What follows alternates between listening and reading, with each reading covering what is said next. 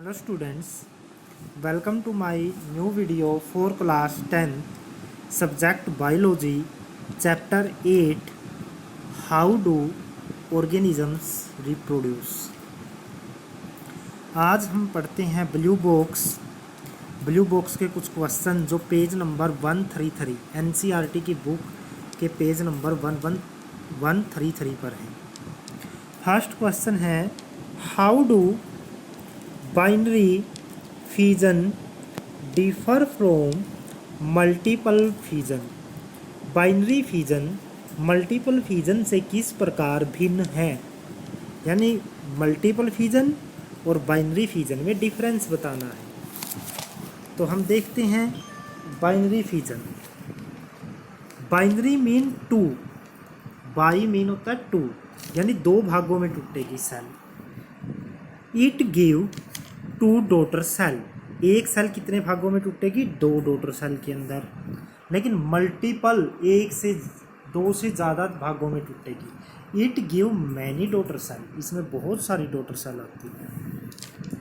Binary fission occur under favourable condition, जब cell के लिए फेवरेबल कंडीशन हो तो बाइनरी फिजन होता है, और जब अनफेवरेबल कंडीशन हो तो मल्टीपल फिजन होता है अमीबा के अंदर। लेकिन कुछ जीवों में फेवरेबल कंडीशन में भी मल्टीपल फिजन होता है।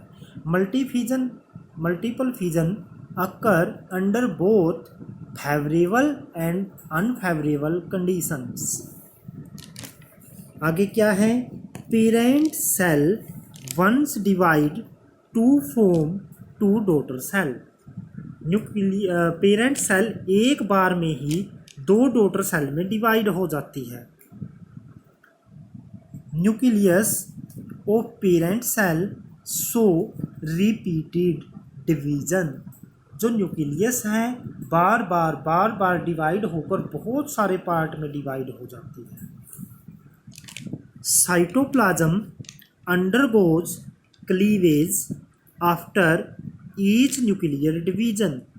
जो साइटोप्लाज्म है वो अलग हो जाता है न्यूक्लियस के डिवीज़न के बाद, यानी न्यूक्लियस पहले दो भागों में बंटेगी, फिर न्यूक्लियस के चारों ओर का जो साइटोप्लाज्म है वो दो भागों में बंटेगा। यानी पहले न्यूक्लियस दो भागों में, फिर साइटोप्लाज्म। लेकिन इसके अंदर क्या होगा, साइटोप्लाज्म हर बार डिवाइड नहीं होता। पहले न्यूक्लियस बहुत सारे पार्ट में डिवाइड हो जाएगी, साइटोप्लाज्म एक बार में ही डिवाइड हो जाएगा। पहले न्यूक्लियस डिवाइड होती रहती है, जब न्यूक्लियस पूरी डिवाइड हो जाए उसके बाद साइटोप्लाज्म डिवाइड होता है। No part of parent body is left unused. Body का कोई भी पार्ट अनयूज नहीं बच सकता। ये एग्जाम्पल आता है अमीबा में और पैरामीशियम में। यहाँ पर क्या आता है, आ पार्ट ऑफ बॉडी में लेफ्ट बिहाइंड। कई बार कुछ पार्ट बचा रह जाता है वेस्ट के रूप में मल्टीपल फिजन के अंदर। इसका एग्जाम्पल है प्लाज्मोडियम। सेकंड क्वेश्चन है how will an organism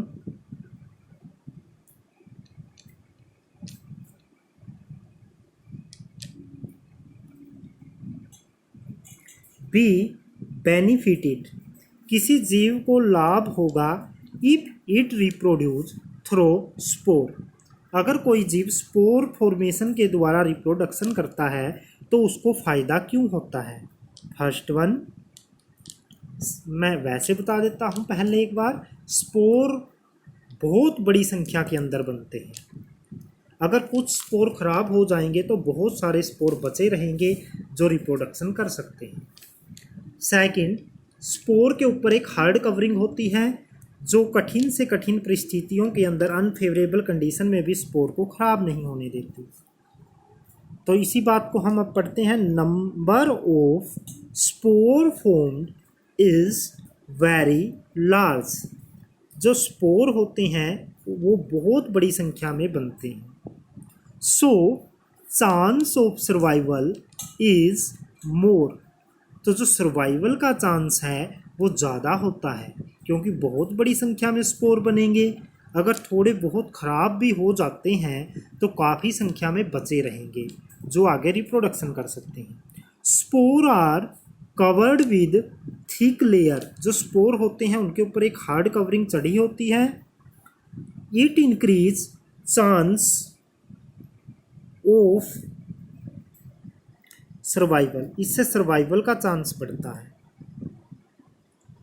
third, spore are able to tide over unfavourable condition, जो स्पोर हैं अनफेवरेबल कंडीशन में गूंथे रहेंगे।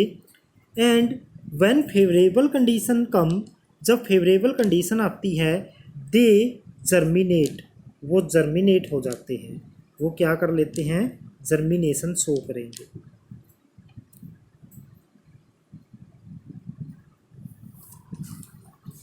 आगे हैं can you think of reason, क्या आप रीजन के बारे में बता सकते हैं।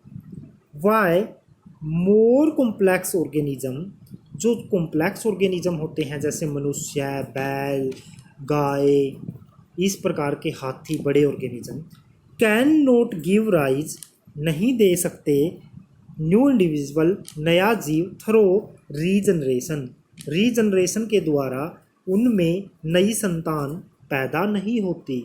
तो आप इसका रीज़न बताएंगे। क्यों? क्योंकि उनकी बॉडी बहुत कॉम्प्लिकेटेड होती है, जो उनकी बॉडी का एक पार्ट कट जाए तो वो रीजनरेशन के द्वारा नहीं उग सकता। तो इस कारण उनकी कॉम्प्लिकेटेड बॉडी रीजनरेशन से नहीं बन सकती। Their body is highly complicated, उनकी बॉडी बहुत ज़्यादा कॉम्प्लिकेटेड होती है। They have specific organ to do specific function, special काम करने के लिए स्पेशल अंग होते हैं उनकी बॉडी के अंदर। Cells are highly specialised and are not able to regenerate, जो सेल हैं वो स्पेशल टाइप की होती हैं, यानी वो सेल रीजनरेशन के द्वारा पूरी बॉडी नहीं बना सकती, वो सेल रीजनरेशन के द्वारा पूरी बॉडी का निर्माण नहीं कर सकती। और वो जीवों के अंदर जो रीजनरेशन की पावर है वो गायब हो चुकी है, क्योंकि अब वो कॉम्प्लिकेटेड हो गए ड्यू टू कॉम्प्लिकेटेड या कॉम्प्लेक्सिटी, उनके अंदर कॉम्प्लेक्सन आया हुआ है, कॉम्प्लेक्स बन गए हैं वो, जिसके कारण उनकी रीजनरेशन की पावर ख़त्म हो चुकी है। Next question, why is vegetative propagation practice for growing some type of plants, कुछ पौधों को उगाने के लिए वेजिटेटिव प्रोपगेशन मेथड यूज किया जाता है, ऐसा क्यों है। वेजिटेटिव प्रोपगेशन मेथड के अंदर हम टहनी से, स्टेम से, पत्ते से या पौधे के किसी भी पार्ट से हम नए पौधे उगा सकते हैं। तो ये इसके अंदर क्या रीज़न है कि हम इस मेथड को अडेप्ट करते हैं। It is quick method to produce plant, plant को पैदा करने का ये सबसे तेज मेथड है। New plants formed are identical to parent plant, जो नए पौधे बनेंगे वो पेरेंट प्लांट के बिल्कुल आइडेंटिकल होंगे, उसी जैसे होंगे। Seedless plant also can produce, बिना बीज वाले पौधों के भी पैदा किया जा सकता है। जिन पौधों के बीज नहीं होते उन पौधों को इसी मेथड से पैदा करवाया जाता है। Next question, why is DNA copying, DNA की कॉपी बनना an essential part of process of reproduction, reproduction के प्रोसेस में डीएनए की कॉपी होना सबसे पहला ज़रूरी काम क्यों है, इसकी ज़रूरत क्या है। तो आपको पता है डीएनए होता कहाँ है, जो सेल होती है, सेल के बीच में एक स्फेरिकल शेप होती है, उसको बोलते हैं न्यूक्लियस। न्यूक्लियस के अंदर तुम्हें धागे जैसी संरचनाएं दिखाई देंगी, थ्रेड लाइक स्ट्रक्चर, उनको बोलते हैं क्रोमोसोम्स। जो क्रोमोसोम्स हैं वो डीएनए से ही बने होते हैं। DNA is heredity material, DNA heredity material है, मतलब एक पीढ़ी से दूसरी पीढ़ी में गुणों को पहुंचाने का काम करता है। हेरिडिटी होता है एक पीढ़ी से दूसरी पीढ़ी में गुण पहुंचाना, one generation to next generation.